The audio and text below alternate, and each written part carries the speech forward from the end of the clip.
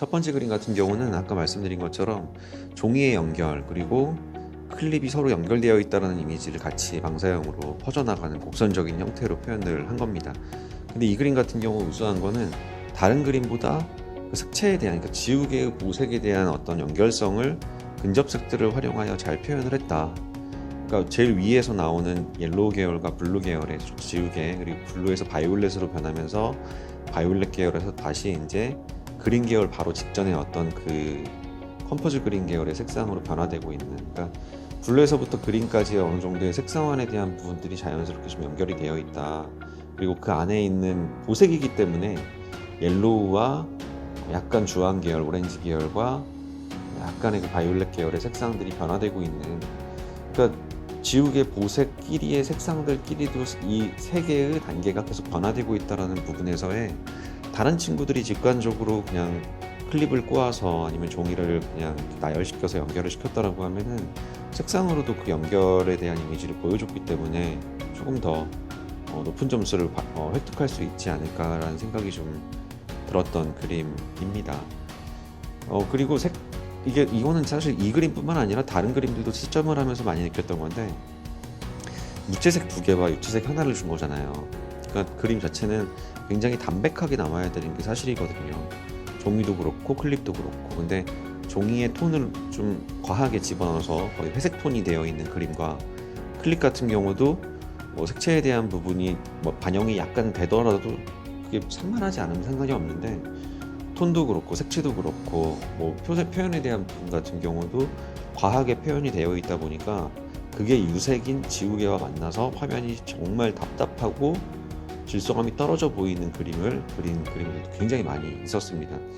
화면의 질서를 유지하는 것, 톤과 색상, 표현의 질서를 유지하는 것은 그림에서 가장 중요한 요소라고 생각을 하면 될 것 같아요.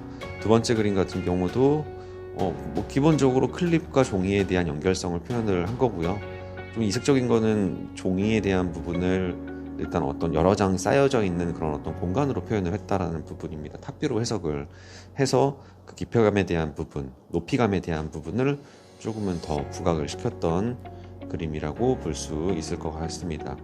세 번째 그림 같은 경우는 네거티브 그림이죠. 그러니까 배경의 커다란 물체를 크게 확대해서 표현을 하고, 그러니까 뭐 지우개겠죠. 지우개의 어두운 어떤 면들을 확대해서 표현을 하고, 그 위에 종이로 밝음에 대한 면분할을 한 상태에서 클립을 그 종이와 종이를 연결하는 어떤 용도로 등분에 대한 부분들을 조형적으로 잘, 꾸밈없이 잘 연출한 그림이라고 보면 될 것 같아요. 배경에 어떤 크게 확대되어 있는 지우개와 위에 주제부 위로 분집을 이루고 있는 지우개의 색채에 대한 대비도 같이 활용을 했네요. 그러니까 바이올렛 계열의 큰 어떤 지우개의 색상과 이 청록 계열의 지우개의 색상에 대한 대비감을 또 보색 계열로 잘 활용을 했기 때문에 그림 자체의 명쾌함, 선명도가 잘 드러난 그림이다라고 볼 수 있을 것 같습니다.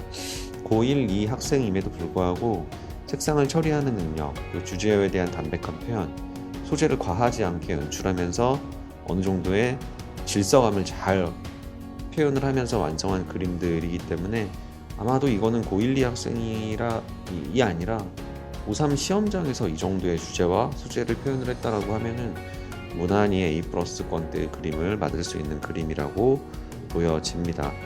우리 고1, 2 학생들 같은 경우 지금 계속 뭐 나오고 있는 고3 우리 선배들의 수시 주제와, 그리고 그거에 대한 뭐 곧 나오겠죠, 합격작, 그리고 그거에 대한 리뷰 관심 가져서, 나도 고3이 되면은 사실 얼마 안 남았거든요.